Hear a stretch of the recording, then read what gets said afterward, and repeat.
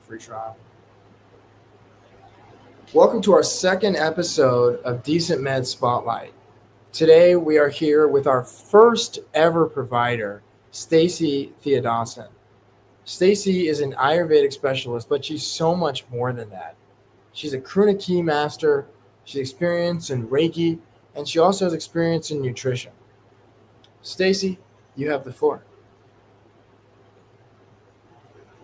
Well, thanks for having me on, Samuel. Yeah, a little bit more about my training and what I do. I've been in Ayurvedic medicine for about 30 years now.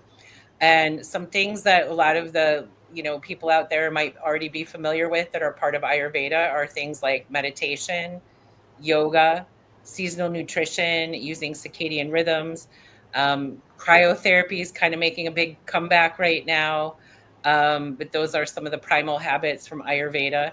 Uh, so a lot of these things, essential oils and so on, come from Ayurvedic tradition.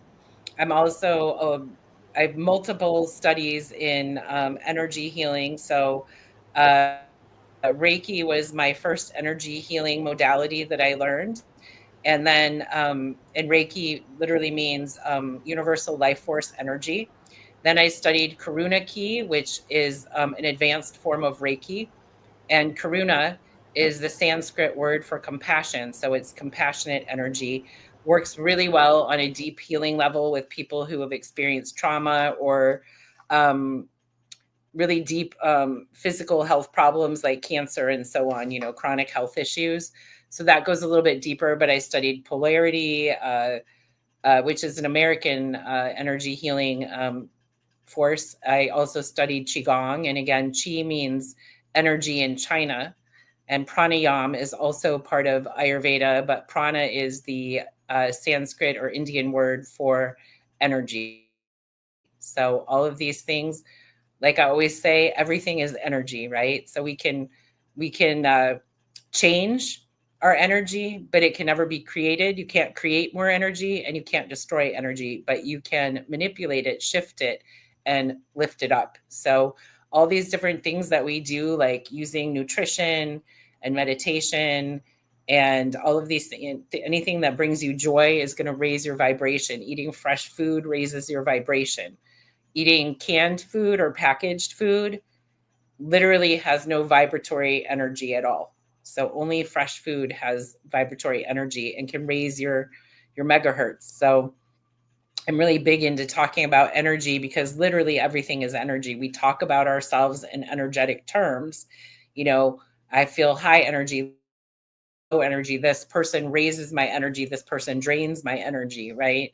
Um, so when anybody is facing a chronic health condition, the main thing that we're looking to do is raise their megahertz, their actual vibration. A healthy person vibrates 63 to 70 megahertz, where a person who has a cold or the flu or something is around a 52, and someone who's currently in cancer treatment vibrates at about a 42.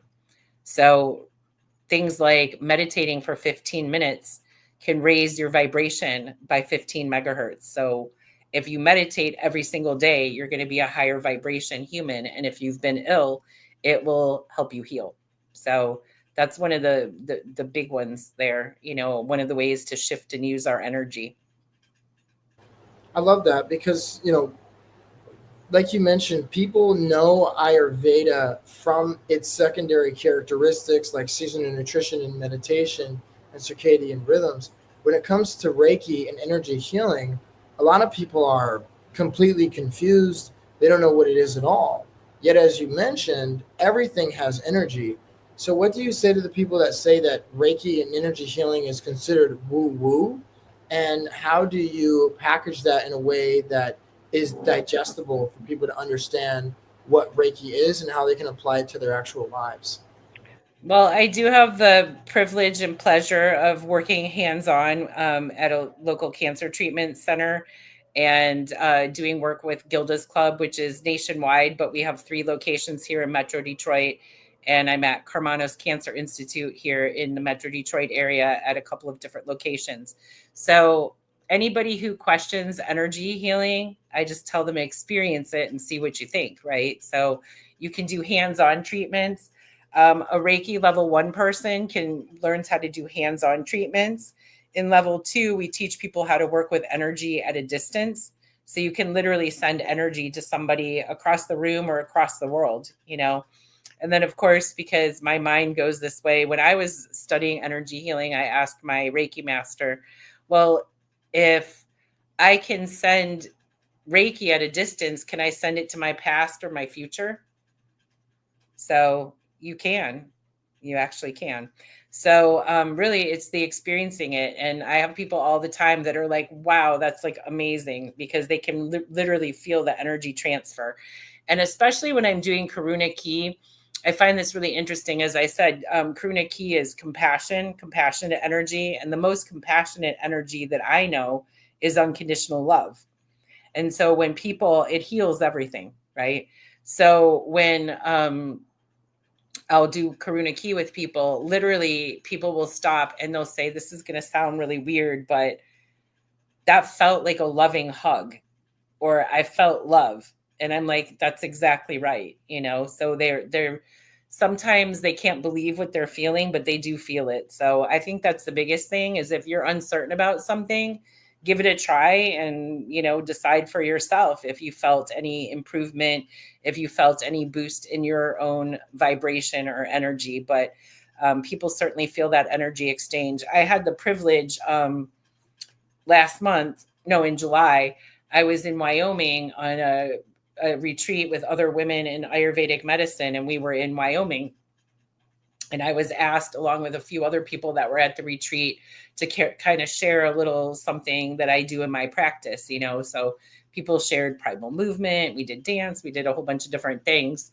And I did an energy healing circle with about 30 people that were there, and we all connected our energy together. And then I connected it together with the Karuna energy. And it was amazing. In less than 15 minutes, like the energy of that entire space completely changed. And I, you know, look across, and even the woman that was sitting next to me, who I've never seen her cry, she was like, something shifted in me, you know. And I was noticing people like having releases like all around the circle. So you absolutely can feel the energy. I love that because, you know, when I look at energy healing, correct me if I'm wrong, but what I think of is our talk, right? The mindset. Negative self talk is something that afflicts people a lot. And my question for you is, how does that play into energy healing?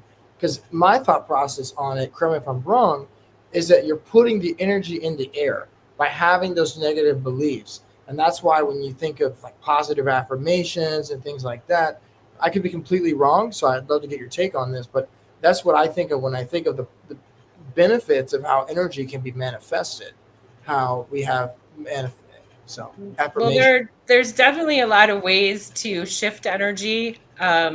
Anything that you do that brings you joy or sadness can immediately shift your energy. Think about that, right? Mm. Right? So it's not all positive. You know, there's positive energy shift and in lower vibration energy shift. But anything that you do that brings you joy is going to raise your vibration. I like to get out in nature. That's a big one for a lot of people. Just going out in nature will help raise your vibration. Doing some pranayama, some deep breathing techniques of, you know, will raise your vibration. Sitting in silence, doing an active meditation like yoga. I like dancing, going hiking, spending time with people that you enjoy, that you love, that you have an affinity for, raises your vibration, right? Anything that you can do can raise your vibration. If one of your issues is that you have negative self-talk, then absolutely saying an affirmation either in your head or out loud. I'm really big into EFT, emotional freedom technique, where we do tapping techniques. And you do use, like, you're actually using the meridian points and tapping the different meridian points, but you also are speaking out the words, like you're releasing things. Like, even though I sometimes have negative thoughts about myself, I still love and appreciate myself, or I still love and accept myself fully. And then you would go through a whole like tapping thing. So you're combining like multiple techniques. That's actually EFT is, it works on energy because it works on the meridians. It works, you know, with the affirmations, and it's a psychological technique as well. So it works on a lot of different levels. So anything, energy healing specifically, um, like Reiki, Karuna, polarity, Qigong, any of those kind of things, whether you are actually touching the other person or you are sending it at a distance. When you're sending it at a distance, how do I want to say this? It's like my higher power is connecting with their higher power, and it's very like heart centered. You know, that's how you're sending that energy. Um, you talked about something about it being in the air. I'm not just like flinging it out into the universe and like hope it sticks. I'm actually like consciously connecting with that person's energy, their aura, and so on. And that can be done in person, or it can be done, you know, not in person. But in order to, in Reiki, for example, you learn how to send energy healing at a distance in level 2. Level 1 focuses on hands-on healing. And even before you work with other people, you spend 21 days in reverence to Dr. Yusui doing self-treatment. So you really are raising your own vibration before you unleash yourself, you know, if you will, on other people. So you don't go right from studying to working on other people. You work up to that. But energy healing works on, I was doing a self-treatment this evening. I actually monthly get together with the first Reiki master that I studied under, like back in the 90s. She holds a monthly Reiki circle. And since COVID, we used to do them in person. Now, since COVID, we do them, you know, virtually. But as soon as I started like my self-treatment, within minutes, one of my cats was like laying on my chest, purring and like licking my face. You know, they know when you're doing energy work, you know. That's why I was saying the only thing that people need to do to like know if energy work is for them is to just experience it and see what they think, you know. And maybe not everybody wants to learn how to do energy healing. There are three levels of Reiki energy healing. For example, level 1, you learn, you know, self-treatment and how to work with other people hands-on. Then you can learn to work at a distance. And in the last level, I split mine into 2 because I teach a lot of stuff, but you learn how to do crystal healing, how to work on grids so you can be sending energy to multiple people at the same time.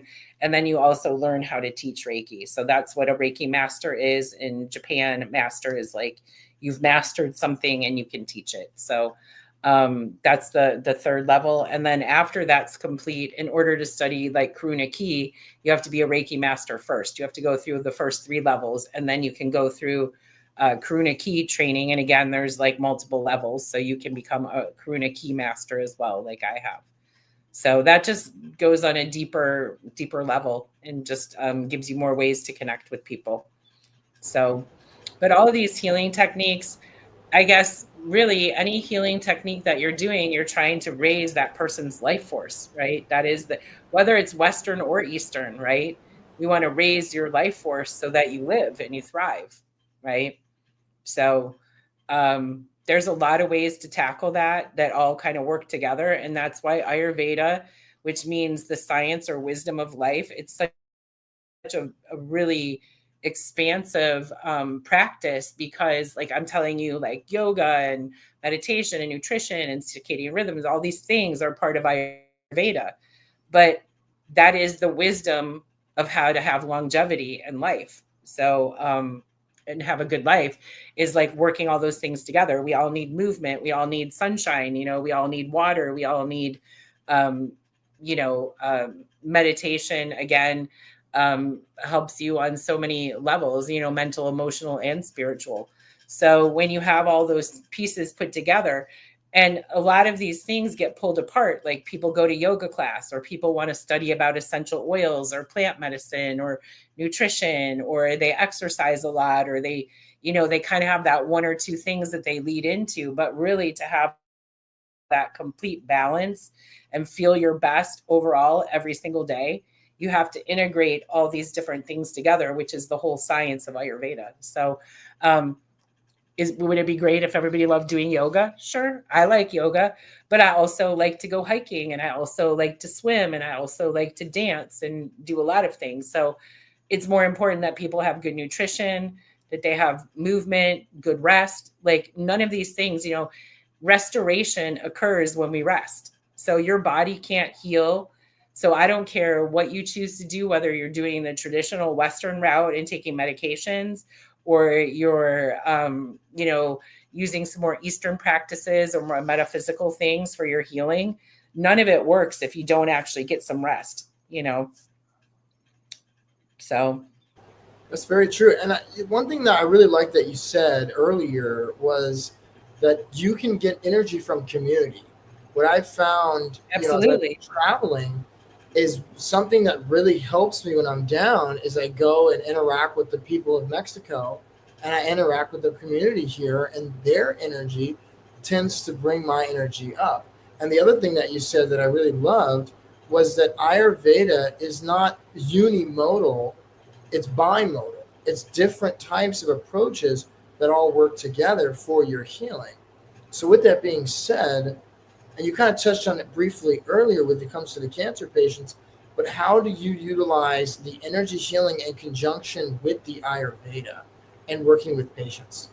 Well, Ayurveda has its own energy healing because, like I was saying, we have pranayam, right? And chakra balancing. So, chakras are the energy centers. So, this is okay to make something that's like so complex, like really, really easy.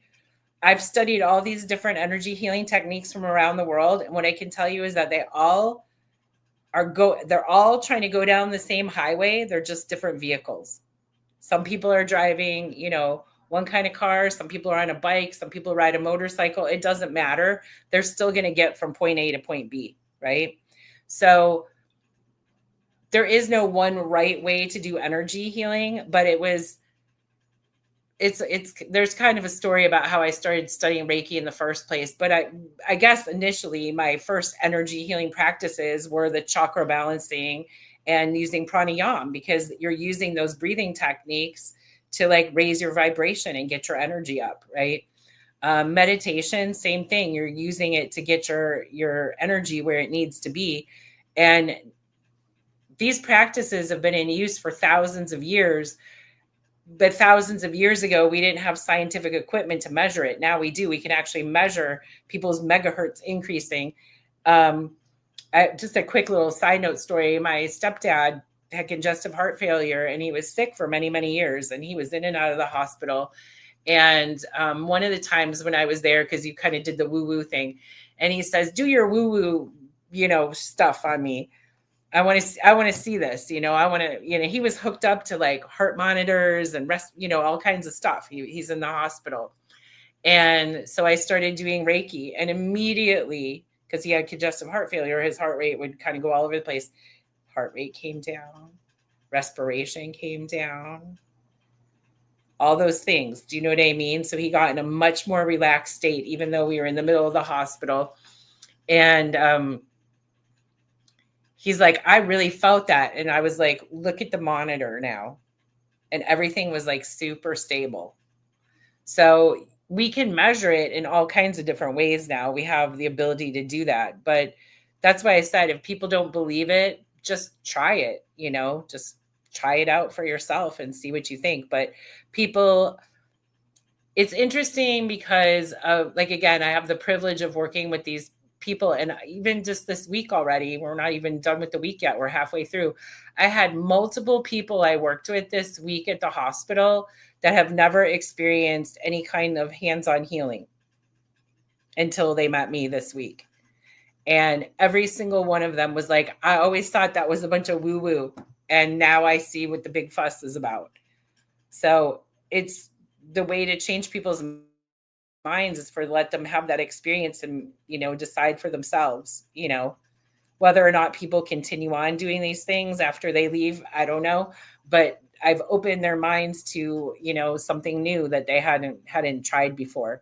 And I really think that's a privilege and a pleasure that I've been able to do that for 30 years. I'm going into my 28th year at the hospital here, and was doing all this in private practice prior to that. So it is quite a privilege to be able to work with people from all different ages and backgrounds. And I had this one guy this week, he's like, I'm 66 years old. Can you believe I've never tried any of this before? He goes, I can't wait to come in again just to see you. I work at a cancer treatment center, and he's excited to come in, you know? And I said, I know people would rather be someplace else, but at least we can make it a good experience when they are coming to a cancer treatment center. We have a way to make that experience a little bit better, a little bit easier. And even just from an anxiety perspective, people are very anxious. They're coming in, there's all being in a hospital is stressful. That's a stressful thing. Even just to drive there through downtown Detroit and get into the parking structure is stressful. And then let alone what's going to happen when they get in there. So the fact that we can offer some comfort for them and some healing energy is a really good thing. So people leave with an improved mindset almost always. I've had people that, I literally turn people's frowns upside down all day long. So I love what I do, So. People tend to hate on what they don't understand. And that's a big thing, is that they just don't understand what energy healing is. They don't understand what Ayurveda is. And that's the reason why they tend to say it's woo-woo, when the reality is it has a much higher success rate, as you just eloquently pointed out, than traditional means. I remember the first time I ever did yoga, and it was in Panama. We were shooting a documentary for a provider that was creating a PTSD documentary. And at the time, I was traveling crazily. I went from the heat of Argentina, because as you know, Argentina in January is in summer, to the very cold of New Jersey. You being in Detroit, you know about the cold, and that temperature change, and then back to Panama, it messed with my sinuses, and I had crippling back pain.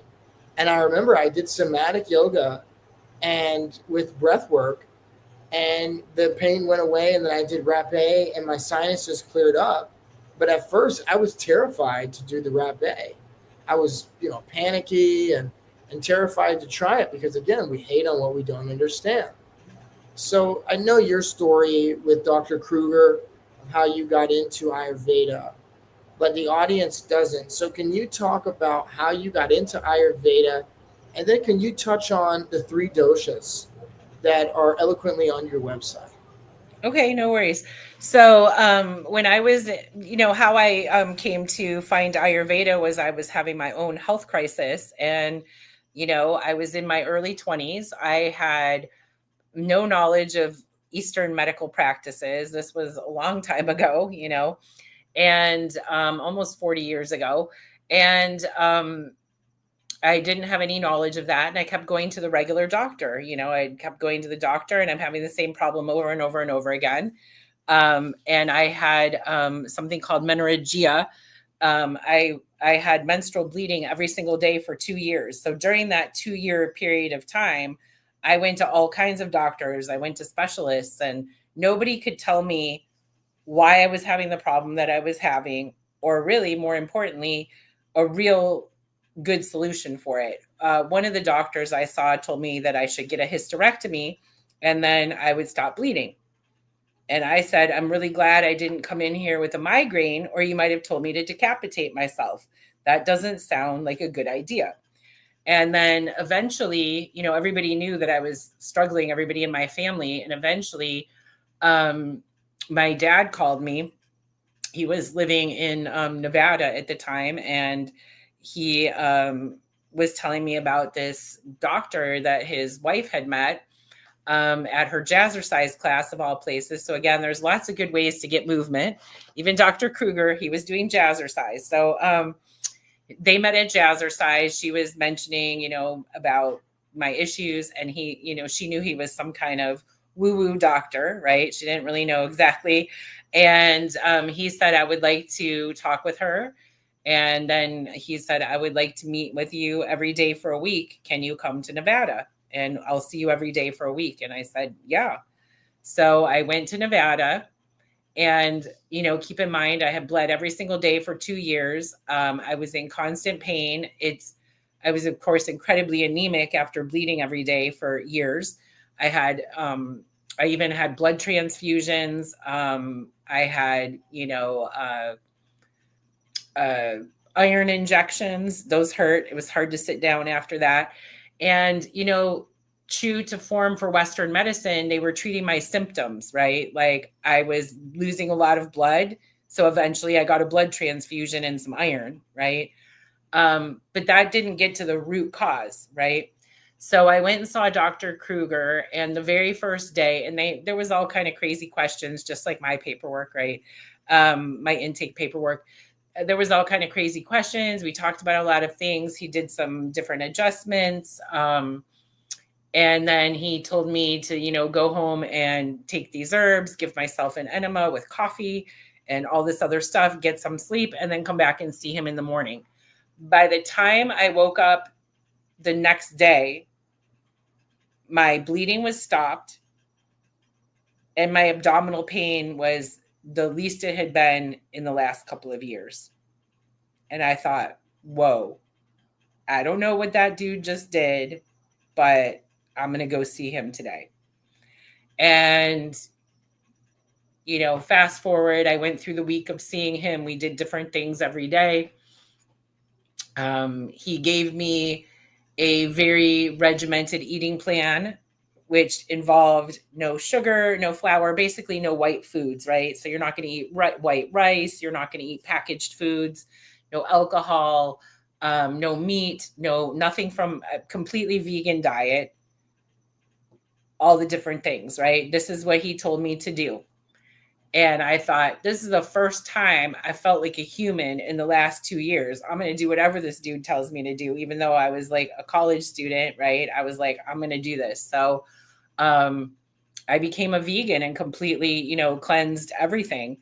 But I didn't realize even back then the hormones that are in foods and the hormone disruption that happens from eating low quality, low vibe food. I had no idea. And did any of those specialists or doctors that I saw at any time in the couple of years prior to that ask me about any of my habits around food? No, they did not. Not a one, not one. There was never a discussion about nutrition or my estrogen level being off from eating like cows that are injected, right? All that kind of stuff. And I had just gone into a complete, hormone imbalance. And I started rubbing wild yam cream with progesterone in it to like balance out my estrogen. And so I wasn't taking any pills. I didn't have any surgery. I didn't, just to be really clear, what I did with Dr. Kruger. And in addition to being an Ayurvedic doctor, he was a chiropractor, a kinesiologist. So again, he was manipulating your energy, right? In various ways. And I also found out that from seeing him that I needed to find a chiropractor kinesiologist near where I lived because my hip, the way that it was like, I had dislocated my hip when I was younger, and that was causing some issue too with my uterus and so on. That was attributing to my problem as well. So the main thing is we got to the root, right? Nutrition was super key to my issues, and of course the structural issue like around my hip and so on. So I stopped doing the medical mambo, right? And I got my health and my vitality back, and eventually I just kind of got obsessed with feeling good, and I wanted to learn how that all happened. And that's how I studied Ayurvedic medicine eventually. And then once I let the cat out of the bag with all of that, like just energy stuff kind of kept coming to me. I like to tell my Reiki story. You know how like when you learn about something that you haven't known about before and people kind of ask you about it, and then it seems like everywhere you go, there's a magazine article or it's on here or there, you just keep hearing the same thing over and over. Yeah, yeah. And Reiki was no different. And again, it was because I was the woo-woo girl. Like, you must know about this because you know about it's like I know about Ayurveda, right? And there, like I said, there's pranayama and there's chakra healing. So we have our energy things in Ayurveda as well. But so I kept hearing about Reiki. And then this is way before Amazon and all that. I was going to a bookstore. It was a metaphysical bookstore in the metro area here. And I was looking for a book on nutrition for one of my clients. I was looking for something from Dr. Vasant Lad. And at the time, I wish there was Amazon or I would have had them order it and that would have made my life easier. But I said, let me go see if I can find a book for you, you know? And so I was going to go to the store I would normally go to, and they happened to be closed that day. And it's just this huge old weird store. It's been there for years. And they have all kind of disciplines of stuff, you know, all magic books and occult and, you know, healing and like everything all under one roof. So they were closed and I was like, oh, that's too bad. So I kept driving down the street and out of the corner of my eye, I see a brand new, small little metaphysical bookstore that just opened and it's open. So I thought, okay, I'll stop there. It's on my way. So I pulled over and I stopped and I'm, you know, looking around and I'm looking at books and I'm reading, you know, flipping through, see about the books. And you know how they'll have books on display on one of those little things that's like open. And I'm reading a book, I'm looking at a book and bonk, this book falls off the bookshelf, bonks me on the head. I put my hands out, I catch it. And I'm like, oh, it's a book about Reiki. That's interesting.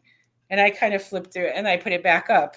And I start, you know, I'm there to buy this other book. And I leave. You know, that's a Stacy. I'm like, okay. So I put the book away.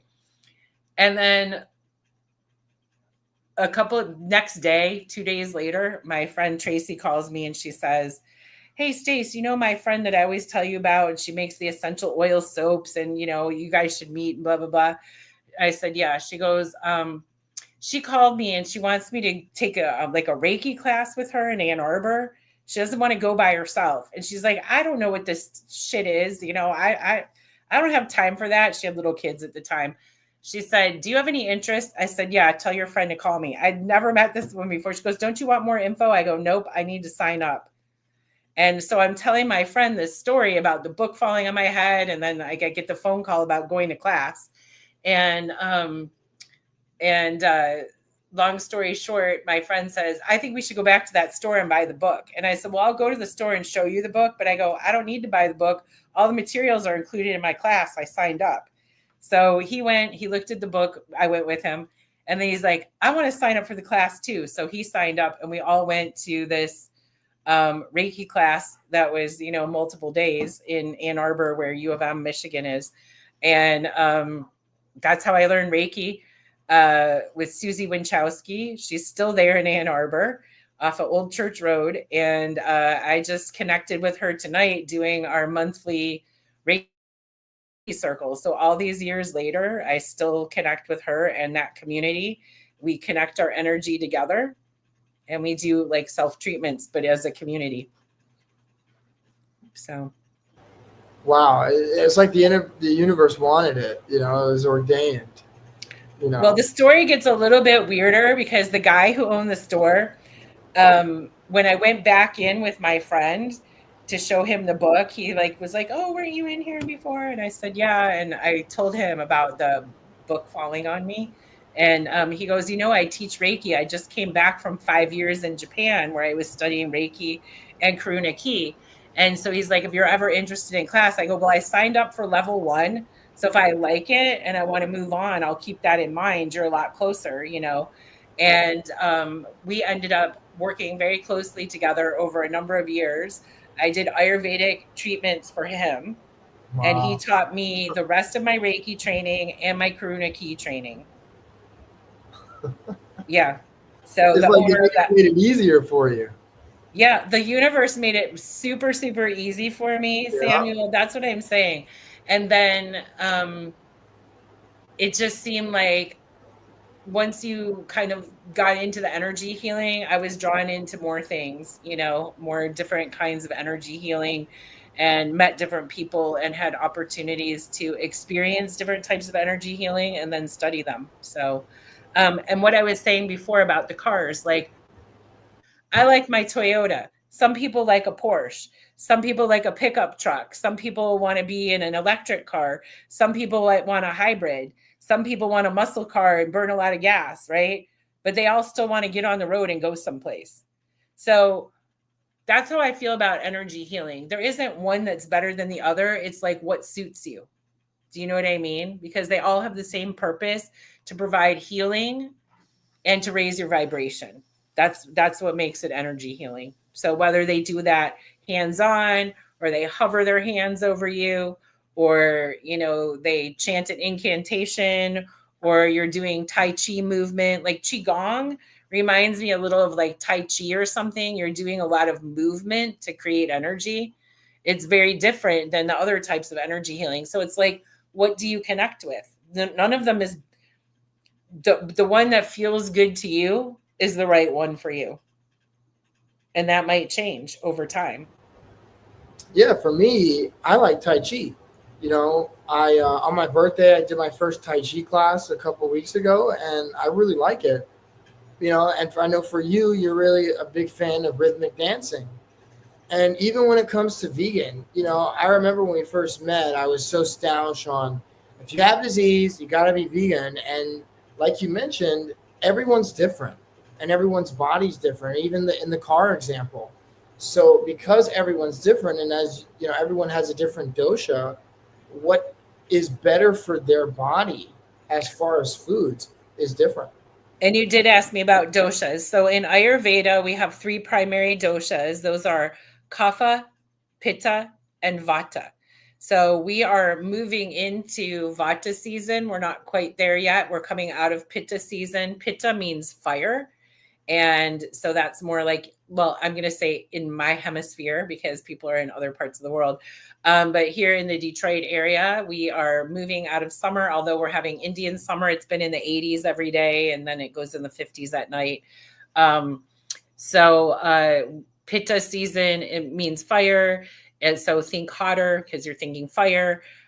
Think inflammation and those kind of things. Like these are, some of even the doshas have their own diseases too, so things that people who have like a fiery personality and carry more anger and things like that, or have more inflammation in their body, might have a pitta imbalance, right? So we can have pitta dosha.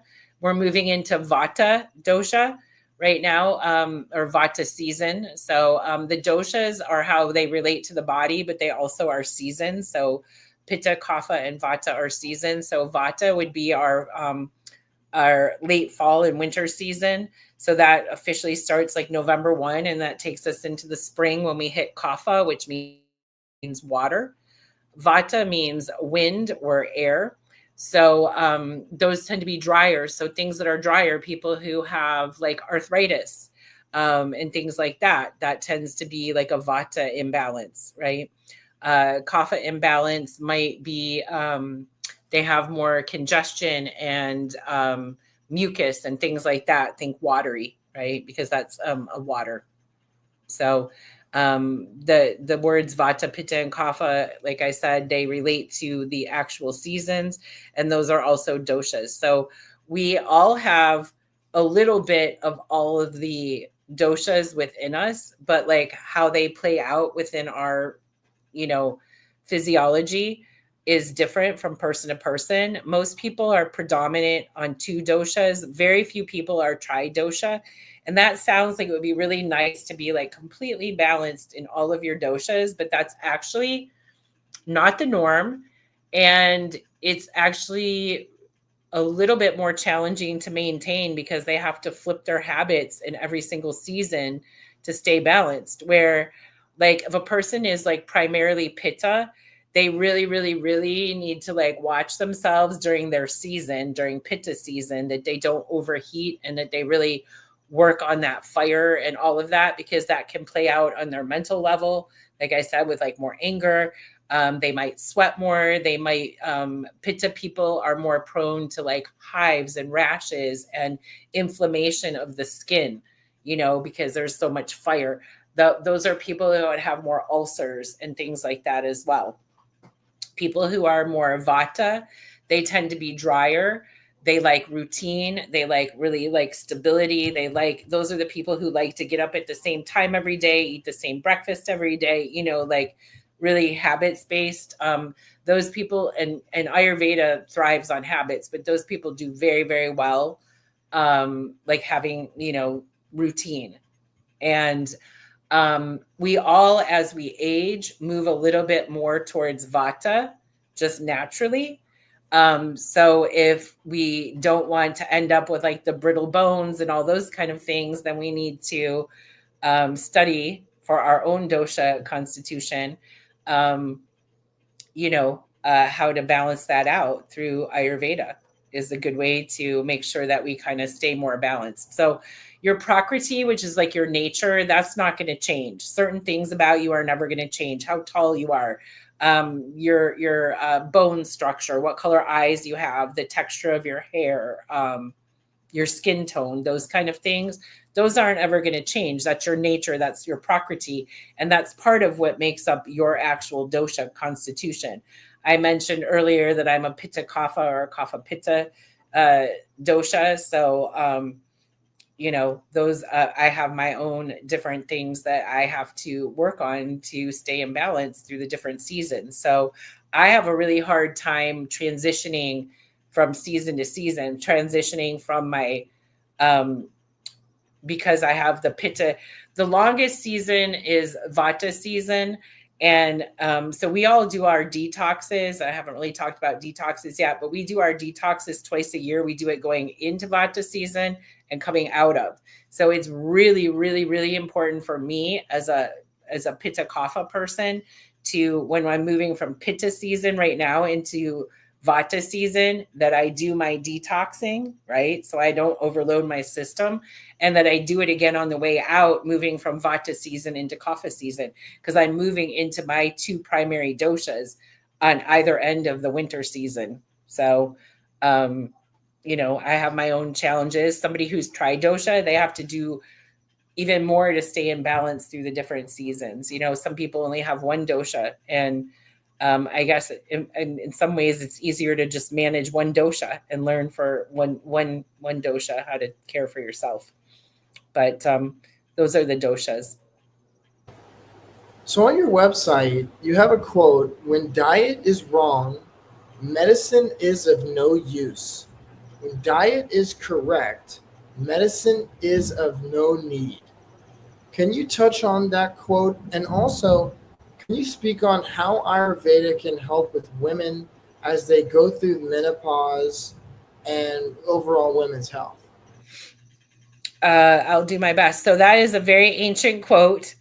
Um, and I think there's a lot of truth in that. That quote is like a few thousand years old. And it speaks to just what I told you, right? If your diet is wrong, medicine alone can't help you, right? If you're never going to change your habits. So if you're going to continue to give yourself poison, it doesn't matter what else you do, you're still going to be sick, you know? And if you take care of your nutrition properly, you're going to have very little use to go to the doctor, because you're going to, have an easier. Now, could you break a bone like I did, or, have gosh forbid, an automobile accident or something and need a surgeon, or um, an orthopedic or somebody like that? Of course. But overall, the things, most of our disease, a lot of the chronic diseases that we have are diseases of inflammation. Heart disease, cancer, diabetes, all from inflammation that could be corrected through proper nutrition and activity. You need both. But so a lot of people can reverse what's going on with them simply by taking care of their food intake. So I think that's pretty self-explanatory. But that is an old quote, and it's been around for thousands of years. As far as menopause or perimenopausal women and so on, anybody who's experiencing hormonal changes, that's a big shift for a lot of people. But there are other reasons that people have hormonal issues. And like I was talking about, I had a hormone imbalance as a young person because of food. So you can imagine that the same thing applies when you're in menopause or perimenopause. Um, like whether or not you have hot flashes or more anxiety or sleeplessness or all these other things that people claim, a lot of that has to do with the foods that they're eating. And if they just corrected and got themselves on a path of, I don't know, meditation, movement, nutrition, all the things that we were talking about, then your hormones are going to balance out. A lot of people have hormone imbalance simply from the foods that they're eating or not eating for that matter. So um, people can really bolster their health through nutrition. Is as you can see, we kind of keep coming back to that. You kind of can't help coming back to that. It's vitally important. There's also herbs that ladies can take if they still are, they're eating the different things and they're still experiencing hormone imbalance. There are natural things so that they don't have to take hormone replacement therapy. Um, like I said, I use the natural yams. That there's black cohosh. There's all kinds of different herbs and things, and that people can take, and that's really depending on their symptomology and their dosha and all those things. And I would recommend that they find out what their dosha is, and if possible, work with an Ayurvedic practitioner to help them manage that successfully. But there's very few problems that can't be solved. Like I said, of course, we know those ones where, a person has like an accident of some sort and causes like an acute injury. That's very, very different than a chronic health issue, Yeah. So we don't need to put all the doctors out of work, at all. We definitely still, I'm a big proponent of blended medicine. I go and get my annual physical. I get blood work done. You got to know what's going on in your body and the numbers and, all that good stuff. Those are all important things to know, markers of like your health and well-being. But as far as like, you know, um, pharmaceuticals and, constant, doctor appointments and specialists and all of that, there's a lot less need for that if you're taking good care of yourself, on the day to day. And like I said, we were talking earlier about me learning a new language by spending 20 minutes a day every day doing it. you know um, some people might be very, very far from their goal right now, and they might only have a bicycle. But if they get on that bicycle and they pedal a little bit every day, they're going to make progress down the road. Somebody might have a Ferrari and be able to drive 200 miles an hour to get to their destination. Those people might be, an athlete that's been, kind of watching what they've been doing all along. And now suddenly they're getting a little older and finding like, I need to do a little bit more care. We all might have a different starting point and a different vehicle, but everybody can make progress. So you just start where you are. That's what I love about yoga. You were talking about yoga before. That's what I love about yoga, meditation, or Ayurveda in general. You start where you are and you start building good habits, right? Little by little by little. So do you go into your kitchen and throw everything away? No. But do you start like flipping over and looking at labels if you have packaged food? Yes. And if things are really not good for you, some of them you might throw away right now. And some of them you might just put it in the I'm not going to buy that again pile, right? And so what are you going to do instead? I know when I go grocery shopping, I'm a label reader. If you need to buy something that's in a package or, just even cooking oil or anything, I I read things, right? And people will be like, what are you looking for? So I must look like I know what I'm doing because people are always asking me what I'm looking for. Um, but I really care what's in, in the different things. And I even like oil, like cooking oils. I have multiple kinds of oil. I have coconut oil, I have flaxseed oil, I have avocado oil, sesame oil, olive oil. But I don't like cook with olive oil. Olive oil is a drizzler. If you heat up olive oil, it loses all of its good properties. If you want to saute something, avocado oil and coconut oil can be heated to much higher temperature, right? And then do I want it to have a sweet flavor? Use the coconut oil. Do I want it to have a nutty flavor? Maybe I use the sesame oil. You see what I'm saying? So like not everything is the same, so you have to read things, you have to experiment with things, but nutrition is a good place to start. Most people could probably name on a few fingers like the top naughty things that are in their house that they know are pure garbage, right? Like they might just like it, but do you like it enough that you want your health to suffer? And could you find a tasty alternative? Probably. I'm a big fan of making soups. I always make extra, and I like to share it with people. And people always tell me I can feel the healing, right here, but I use very, very specific spices and things to raise the vibration of the food. I use a lot of fresh herbs, I use a lot of spices, and that's where we get our flavor from. We don't want fake colors. We don't, even sometimes things that tell you it has natural flavor, if you really look into it, that natural flavor might come from beetles or something like that. So it's true. Red coloring, natural red coloring is usually from these like beetles, Asian beetles. But anyways, eating whole foods, if you can buy things that are in season, if you can buy them locally from like a farm market or someplace like that, it's going to have the highest vibration, right?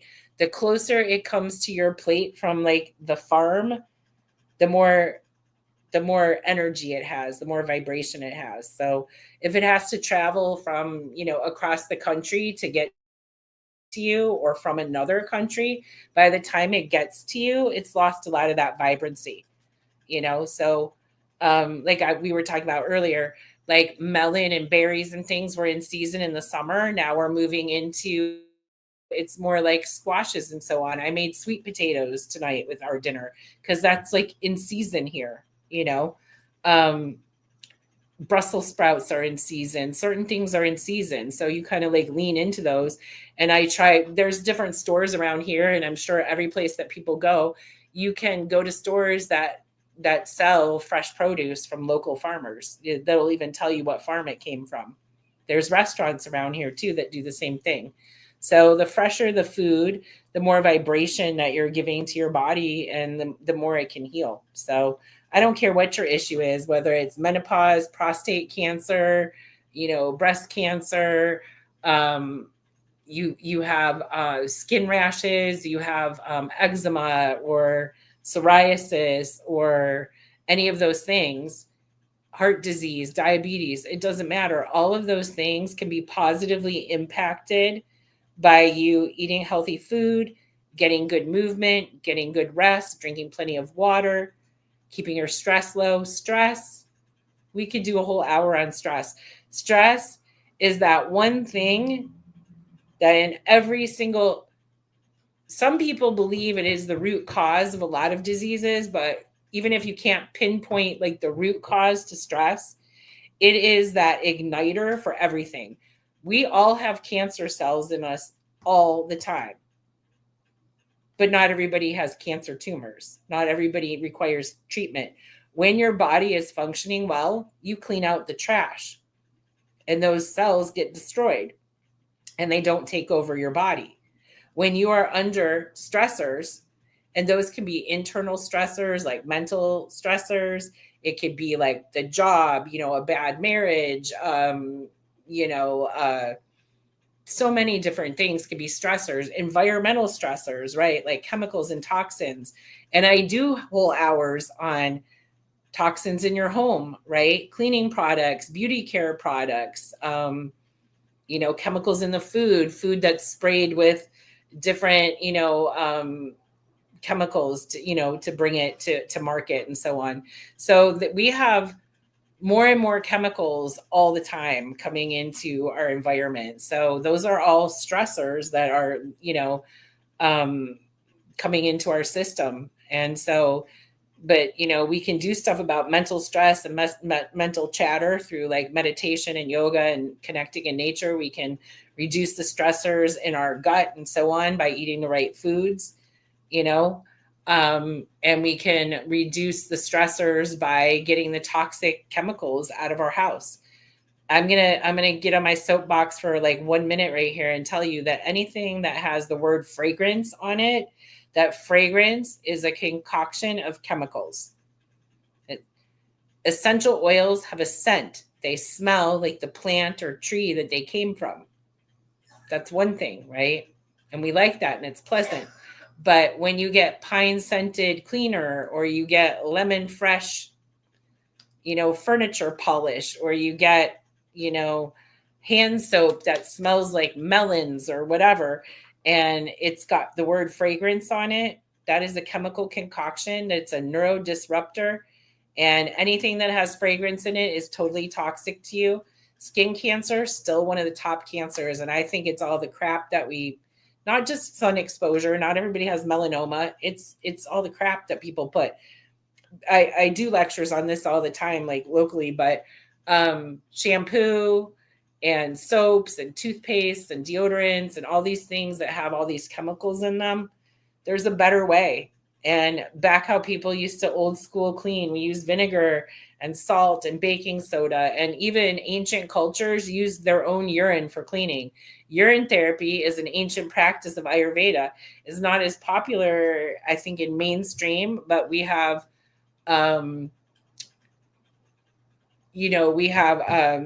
so much healing ability because of using our own urine. There's stem cells in it, so you can heal your own body with your own urine. Some people use it as compresses, some people use it as beauty treatments on their skin, some people drink it, some people do enemas with it. But there's a lot of ways. People do foot soaks with it, but they used to do cleaning in like ancient Rome and so on with urine, right? Because it's antiseptic. So anyhow, essential oils, same thing. You can use all kinds of different essential oils in your cleaning to make it smell fresh and lovely. But those essential oils, most of them are antimicrobial, antibacterial, antifungal, and so on. So we don't need all these different, room sprays and all this kind of stuff. You're just spraying chemicals around. That's adding to, and you look like you had that shocked look on your face. I'm sure you can think of a number of things that you're doing. Yeah. Yeah. And you know how you can make like natural room deodorizer? You can get yourself like a tonic water or just plain water, but if you like it spritzy, and put it in I like the glass spray bottles, and you put a couple of drops of your favorite essential oil in there to make it smell like you like. Wow. Room spray. People don't realize that, and it's all about education. I've been doing these lectures for like 25 years, and I just did the same lecture. I did the cleaning one in the spring, and then over the summer I did the beauty care one. And every time it's like people's heads are like, like they explode, and they're like, because I'm dealing a lot with people who have cancer or have a loved one that has cancer, and that's why I'm coming in contact with them at these lectures. And I mean, I blow people's minds every single time because they don't even realize how many chemicals they're bringing into because even if they're eating healthy, if you're spraying fragranced crap all over your home and you're cleaning with it and you're touching it and hello, toxic. It makes you think of my mom, because my mom had breast cancer twice, and I think of all the reasons why it could have happened and why it could have happened the second time. The second time makes more sense to me because of the treatment that she did. But the first time, it makes me think. And when you bring up a lot of this stuff, because I know that even to this day, my mom sprays a lot of stuff. She loves Bath and Body Works. So, I just think of all these whys. I'm like, that could be one. Exactly. I'm like, but like, and so I do that. I go through this and like, I share but men use, personal care products too, shaving cream, aftershave, cologne, Axe, soap, shampoo, conditioner, hair gel, there's all kinds of stuff. So, that they use. So, I do these lectures, and that's going to be one of the things in my school community where people can pay. I'll make it a low price, but I will record all this info. And I wrote a book about it too, or a booklet. But Oh, I definitely. had somebody approach me and tell me I need to write a whole book and people don't know all this. And I feel like I've been talking about it for so many years. I feel like everybody should know, but really people don't. They don't realize what they're doing and how toxic their environment really is on so many levels. So I get into, when I do my clean and cleanse, which is coming up in October, I go through 6 weeks, but we talk about, like, dealing with our energy, the energy in our space, right? So we can have like clutter, physical clutter, we can have like digital clutter and all kinds of stuff, and that just like weighs on you. It takes your energy. So we go through all of that. And like just getting your kitchen ready to like cook better food for yourself, like it's a whole thing. um and I realize this takes time. That's why one of the things that I do is that I have a year-long mentorship program where we work in community, because it takes time to and support to not just learn all this stuff but then start implementing over time. Because like I said, I'm like, your whole being would just like explode or implode or something if you were like, I have to do all these things right now. You just need to like have an awareness and make progress every day you know so one of the things I just dislike, one of the worst products on the market that's like a beauty care product, and they started with little babies, baby oil. If I ask you what's oil made out of, what's your answer?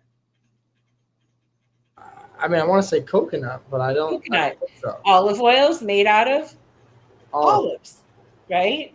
Flaxseed oil made from flax seeds. What's baby oil made out of? It's not babies. Yeah, right. What is So baby it's some oil made kind of of? synthetic thing. And you know what it is? It's refined mineral oil. So Mm. the two ingredients in any baby oil, I invite anybody listening and you to go to the pharmacy, flip over a bottle of, at your big box store, baby oil, any brand, even the name brand ones that get sued all the time. And what's in there? Mineral oil and fragrance. Neither one of those is good for you. Especially that refined. That word refined. I But feel it's like just it mineral goes. oil. It's the same thing you're going to put in that car. Yeah. Only they've taken it's not crude oil anymore. It's mineral oil. They've refined the crude oil to make it into mineral oil. And if you put that on your skin, it's like putting saran wrap over your skin and then expecting moisture to be able to get through there. Yeah, that's It puts a terrible. coating on you. So it actually blocks your body from absorbing moisture in your environment, right? It'll dry you out over time. And then people wonder why their kids have like a crusty head and crusty skin and all that. Everybody used to tell me all the time when my kids were little, your kids have the most beautiful skin. Do you think I ever put baby oil on my children? Heck no. Mm. That is true. I do notice a lot of babies They tend have to be crusty crusty. things. Yeah, Yeah. it's Well, they're because of using sugar. all those expensive baby products. And I'm telling you, I can buy a giant thing of like coconut oil at Costco for like, you know, organic coconut oil for like under $15. And it'll Wow. last you for so long. You can cook with it, you can, use it head to toe. But there's all kind of different essential oils people can use. So I go through and I show people how to do it yourself, make beauty care products that will actually make their skin really nice. Yeah, like rose oil. I know you mentioned that in our first interview. Rose That's oil has the highest vibration. It's yeah, very expensive, but that's why people use rose water and they put little spritzes of rose water, on their skin, because it's got the rose oil, but it's diluted in the water because you don't need a lot of it, you know. Just a couple of drops of the right essential oils are very healing. And rose oil is really particularly good. I was using rose oil compresses when I had my uterine fibroid tumors, which was actually the reason I was having all those bleeding problems when I was young. So mm, it turned wow. out that I had a whole bunch of tumors. And guess how those shrank? The Energy oil. healing and, just taking care of myself. They Mm. shrank. I didn't have surgery. I didn't have a hysterectomy. I didn't do any of those things that I was told to do. And you just saw one of my kids walk by. I have kids now because I didn't have a hysterectomy when I was in my early 20s. I Mm-hmm. love that. And I think that's what people got to realize. And, we post studies on the platform, and I really want to post one of your studies, whenever you're ready, because the work that you do, it's valuable. But what's more valuable is being able to verify that it works in a study format so that people can see energy healing works. And here's the proof. Ayurveda works. Here's the proof.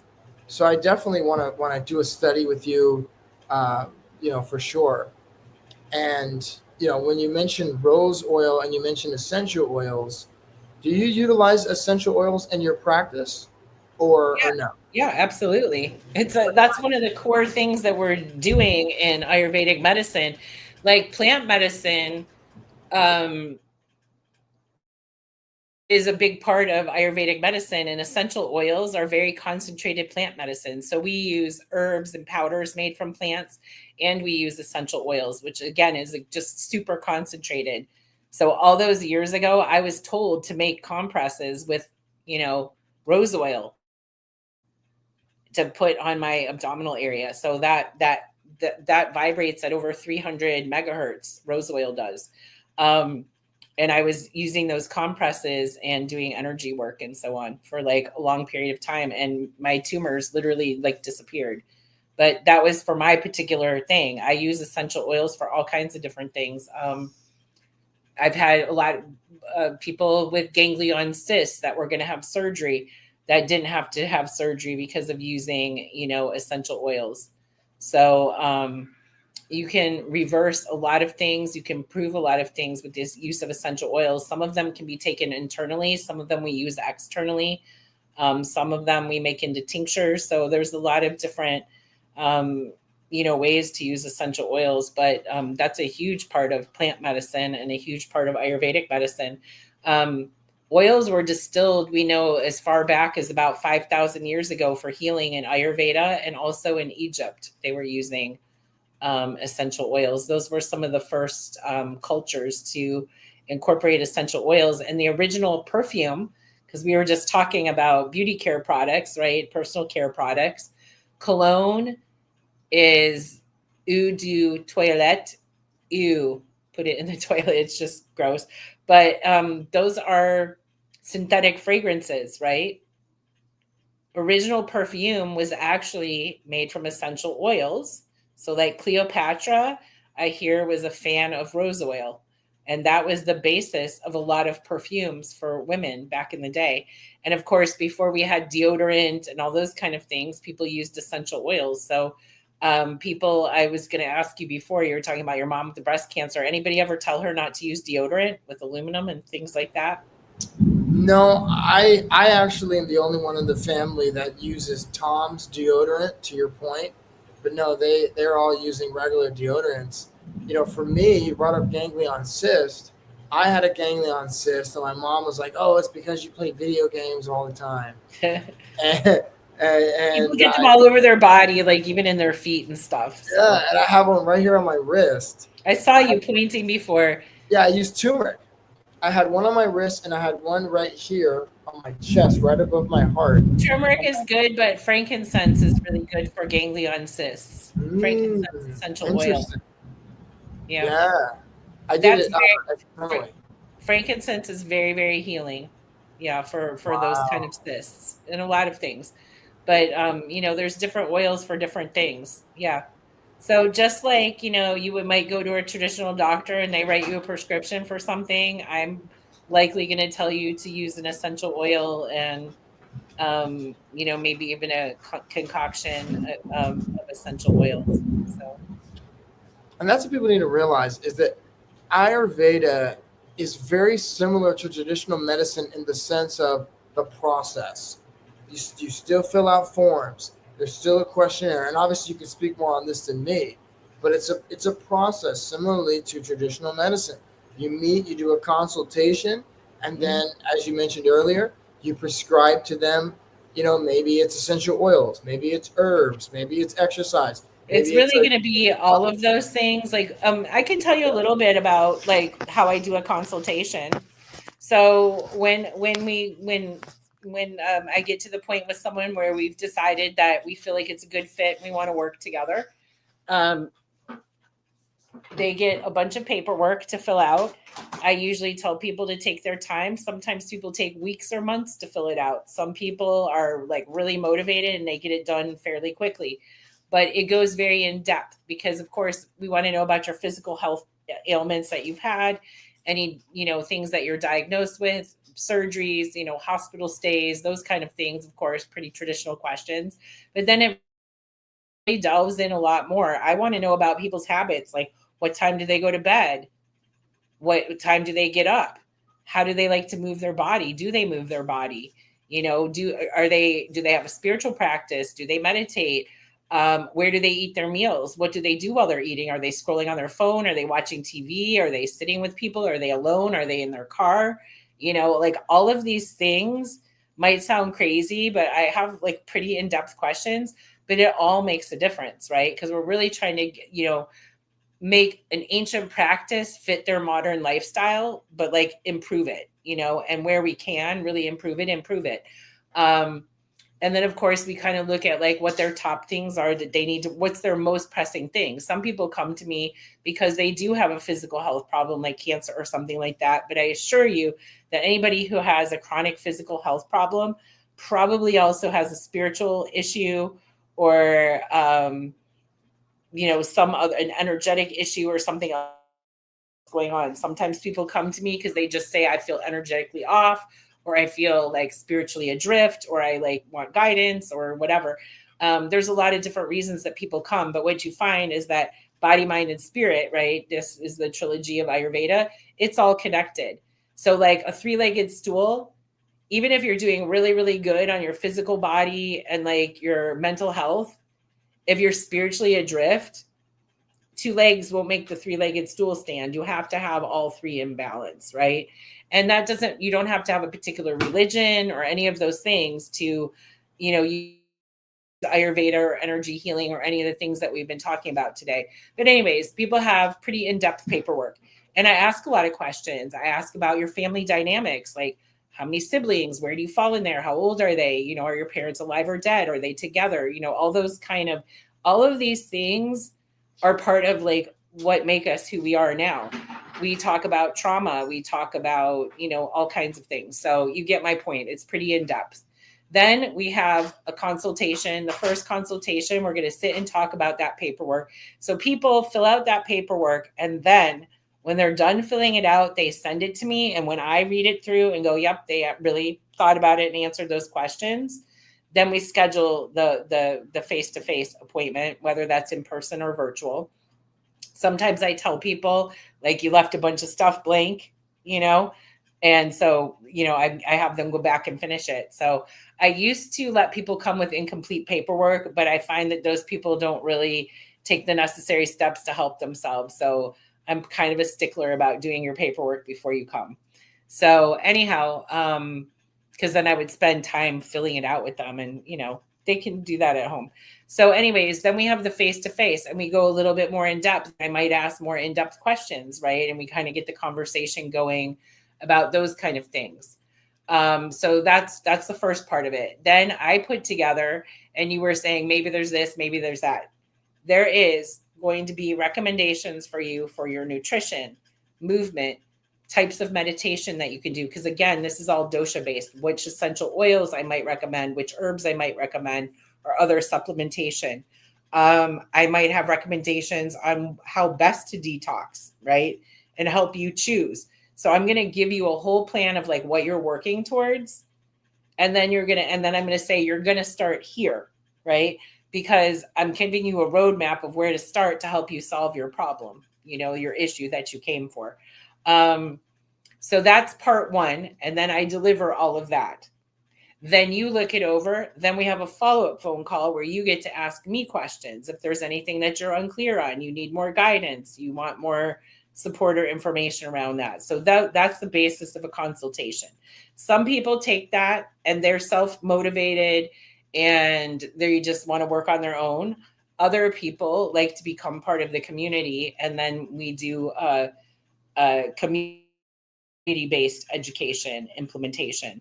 Some people want just a few more sessions and to help them implement. Some people come seasonally, some people make monthly appointments. So that's really kind of a lot to do with the person's motivation level, their time constraints and budget, you know? So there is as much or as little guidance after that, but it's very, very, very clear with what I deliver, what your next moves are and how best to support yourself. So if you follow that, that's like a roadmap to your healing. I like how, like you mentioned, it's a holistic approach and how you go in depth to the human.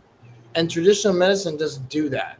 They ask you about your family history a little bit, working in a clinic, but you go really in depth. Family history for them is like, who else had heart disease? Anybody have diabetes? Anybody Yeah. have, they don't ask, was there trauma? Was there anybody with addictions? You know, did you have a spiritual practice growing up? What was it? Some people are traumatized by their spiritual upbringing, you Mhm. know, just as much as like not having one. So we really dig deep, you know, that's part of the healing. You know, you're peeling back the layers of an onion, and we didn't get to where we are. Like the disease state is because we are off, you know, Yeah. mentally, physically, emotionally, spiritually, or something. And I really feel like when people can release anger, then they don't have, you know, as many issues with cancers and things like that. Really. Like Mm. in addition to changing your food and so on, you have to have an outlet for like the things that literally make you sick. This is kind of where the spiritual practices and the meditation and all those kind of things come in, you know. So you're an ordained minister, is that correct? I am. So how does that play into your Ayurvedic practice and the chicken or the egg? Were you a minister first? How does that all play? I will tell you, my very first modality of study was Ayurvedic medicine. And again, body, mind, spirit, right? So I was very much, of course, when I went to an Ayurvedic person, like I said, people come to me for all different reasons. I went to somebody because I was having a physical health crisis. I was in my early 20s. I bled every single day and I was in pain. I was miserable. It was affecting me on every facet of my life, you know. And I was told that the solution was to cut out my uterus and then I would be fine. But then that is a choice that I would have never been able to have kids, right? If I did that choice. And I'm sure I would have lost some other things in the mix too, and never learned to eat and take care of myself and deal with underlying issues. So that was how I came to Ayurveda. Um, I studied Ayurvedic medicine first. Then I said I got it really into the energy healing. And then I studied world religions and earned a doctorate degree in world religions. And I became an ordained minister in January of 2020. So becoming an ordained minister was much later in my journey than studying Ayurvedic medicine. But again, you can't study all these things all at one time any more than somebody could make all of these changes all at one time. But what I kept coming up against in my practice all these years was that people had so much spiritual angst that needed healing as part of their healing journey. And that's what I kept coming up to. Other healers might have different people drawn to them to work with them. We all have like different things that we specialize in. But over and over and over and over again, people have shared, and continue to share at a very deep level. And sometimes I think a lot of it has to do with the energy work. It helps release these things. And people will tell me things that go, I don't know what prompted me to say this thing to you and talk about this deep trauma that I haven't even thought about in years, but it comes spilling out. And what I felt like was that people need forgiveness, right? They need to forgive others and they need to be able to forgive themselves too. And the people I feel that get eaten up by cancer and other certain diseases really can't forgive others and especially themselves. And as an ordained minister, I am able to give people absolution. So I thought instead of just holding these stories that people share, and I don't know what to do with all these stories, right? How can I help these people further? And like, I work with people with, and this is partly, I think I've always been drawn to the various religions, and I like things about different religions from around the world, that the people that I see come from all different races, creeds, religions, and so on. Disease knows no barrier, and trauma knows no barriers, economically, socially, skin color, none of it. We all are humans having these experiences, right, from all different backgrounds. And I found that not everybody felt comfortable sharing these things, these hurts, these things that needed release, that needed somebody to hear them, to still tell them that they're still loved and accepted. And again, like, that's that karuna ki energy, that loving energy, that's unconditional love. People literally can tell me that they feel that flowing between us, so they feel very comfortable, right? So becoming an ordained minister, I can actually give people absolution and say, God forgives you. How about that? So I didn't become a minister because I wanted to baptize a lot of babies or get some friends of mine married or things like that. I specifically was interested in becoming ordained after studying religion for all those years. And I used to teach catechism and all that years ago. Was really so that I could help people find absolution, or the ultimate forgiveness, right? To know that they're forgiven and they're still loved. And that is so healing, So that just kind of seemed to me to be the natural progression from where I started.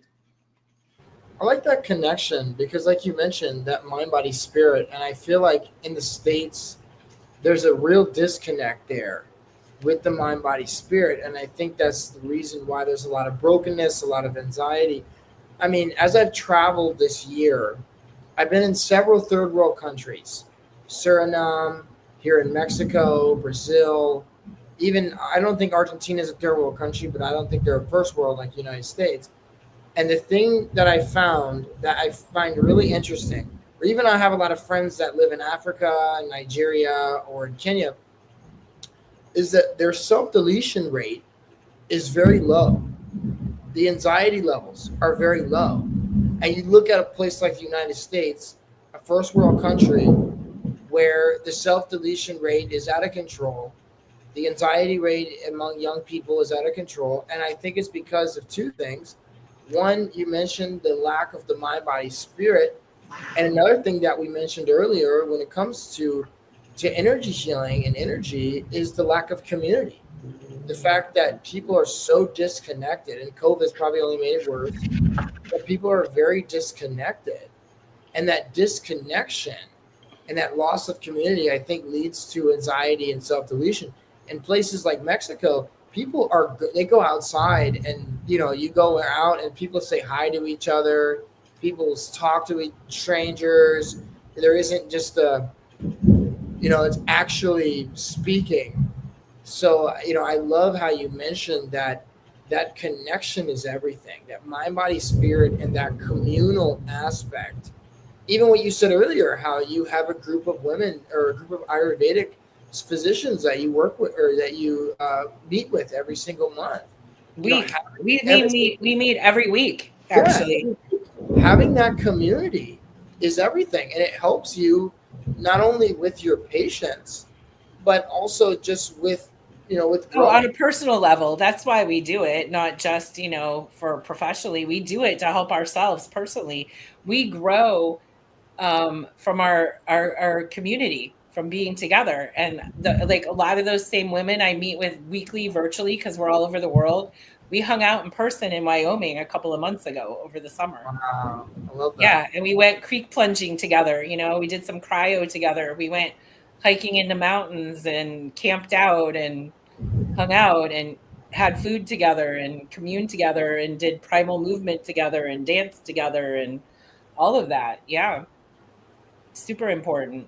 Yeah, it really is. And how do you learn from each other? How do you learn from these other Ayurvedic physicians when it comes to your own practice? Like I said, it's personal and professional. We all have kind of different things that we specialize in. Like not everybody is a minister that's in Ayurveda. We're all in Ayurveda. I was telling you about one of the people that I talk to regularly. She happens to be a nurse and an Ayurvedic practitioner. Some of the people, one of the people who's more like techie millennial, she hosts like a weekly podcast where she gets into people's healing journeys and stuff. So I've learned technical things. We talk about herbs. I've learned just things to do in my own personal practice. People learn different things from me. Like I'm, like I said, really big into getting toxins out of the cleaning products and beauty care products. And so one of the ladies that I know through that community, like she wants to co-author a book with me about those things. So we, she's taught me a lot of things about healing. One of the ladies, she's in her 70s and she's on the East Coast. I'm a meditation expert and I learned meditation techniques from her. We learn all kinds of different things because we all have our zones of genius, I guess, if you will. So we learn a lot of things from each other, but we get together every single week, actually. Yeah. And that's what I love most about working with you and speaking with you, is that you really stress the individuality of people and that personalized approach, whether it's with Ayurveda, whether it's when it comes to people's diet, comes to people's dosha, realizing that everyone's body is different and everything should be based on the individual. And not just their bodies, Samuel, their life experiences are all different. That's a good point. What got them from point A to where we are today, I'm curious about all that in between. That's why my paperwork is in depth. That's why we have multiple meetings to go over the paperwork that they've done. And then I make a plan for them. It's not one size fits all. They get an actual plan from me. Like, I want you to start here because this is what's going on with you right now. This is what's most pressing. And some of those, and how I come up with that plan, a lot of it, of course, is like your knowledge base, right? Like the things I've studied and learned. And a lot of it's my intuition, right? Like what's going to help this person the most right now? What can they handle right now? You know, um, all very important. So, 100%. It really is. And you spoke briefly about your event in October. Can you touch more on that now? For the audience, where can they find it, and what does it entail? well, you can come visit me at healinggoddess.com and then we'll talk about, like if that's right for you. But I'm going to be doing a 6-week clean and cleanse. It starts on October 4th, which is a Saturday, the first Saturday in October. We will have weekly trainings around that, like, as we move through this 6-week process. Again, even within my community of other Ayurvedic people, some people do a 3-day cleanse, some people do a 5-day cleanse, some people do a whole week, some people do 3 weeks. I think I'm the only one who does 6 weeks, but we detox a lot of things, right? Not just the physical body. We're going through spiritual detoxing, energetic detoxing, and physical body detoxing over that 6 weeks. So, we make a plan. What people want to work on in their detox is individual as they are. So we do some planning steps and then we move through that process over 6 weeks. We get together every Saturday morning, Eastern Standard Time. It might be a little bit different depending where people are, for a live event, which are also recorded. So if that's not a convenient time for them to meet, they can watch it at their convenience that week. But there is fresh information every single week as we move through the process. And as I mentioned earlier, I have school hours, hours where people, office hours where they can pop in once a week as well and ask whatever questions they want about the detox while we're in detox mode, or about whatever else is on their mind, Ayurvedically or energetically or spiritually speaking, because those are my zones of genius that I'm working with there in this school. And so that's about it. So people can be part of the community. There's if they decide to join the detox, they'll be in my school community. They have the ability to chat with all the other people in the community, to attend the events that are in there, and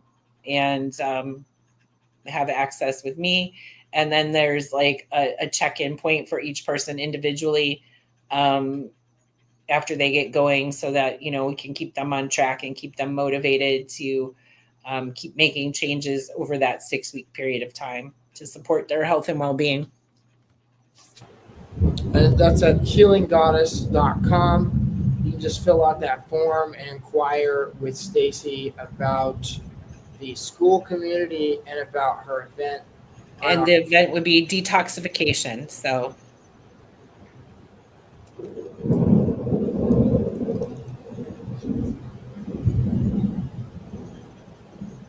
yeah, the event is detoxification, and you want to visit her website.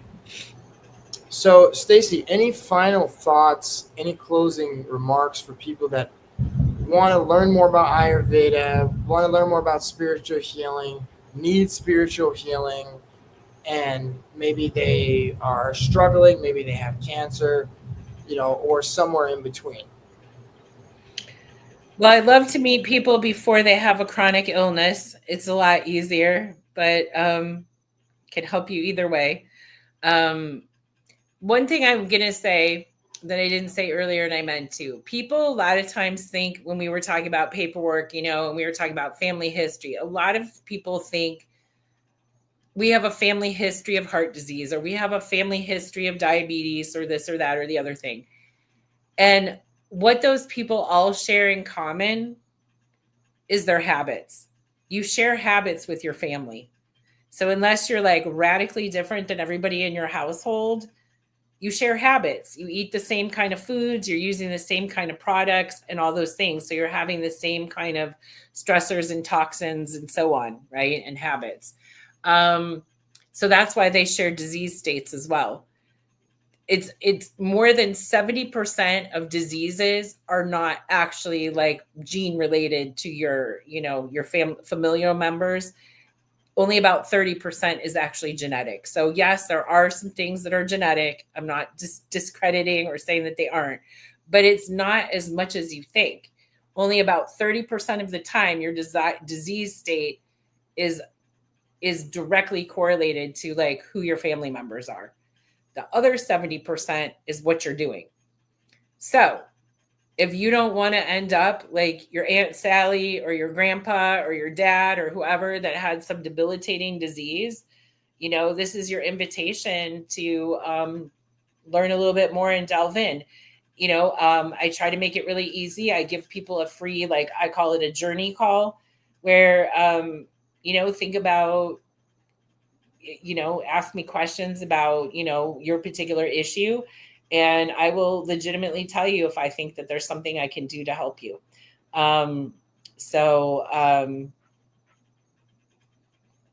Somebody's saying yes, habits, and hand them down on family lines. They absolutely do. So somebody's commenting in there. So that's a big thing, is that we have a lot of control over our habits and how we eat and all the things that we do to care for ourselves. So I'd like to really hit that home. It's not hopeless because everybody in your family has a particular health problem. What's hopeless is continuing to do what you're doing and then think you're going to have a different outcome. So if you're going to follow along with what everybody else is doing, you're going to have the same outcomes. So that's an important thing. And like I said, I give a free journey call. So if people would like to get on the phone and chat with me and kind of, talk about if they think that that's right for them, we can do that. So no commitment there, no extensive paperwork to get on the phone and talk to me, none whatsoever, just that little form. So I know how to call you or email you or video call you or however you want to meet. Some people like to have a phone call. Most people are comfortable doing video calls these days, but if you prefer a phone call over a video call, that's also perfectly acceptable. And it just goes from there. So if we decide that it feels like a good fit, I send out that paperwork. And if you send it back completed, we schedule the consultation. and we move forward from there. Yeah, Yvonne, anyone else in the chat, definitely schedule a call with Stacy because worst case scenario, there's just so much that you can learn. There's so much that she can teach you and show you and help you with, with your health and with your nutrition and overall just with growing, you know, um, or just with living a sustainable life. And there's so much that she can help you with as far as energy healing, Ayurveda, essential oils, and just so much more that you don't even know that she can help you with. So definitely do a call with Stacy.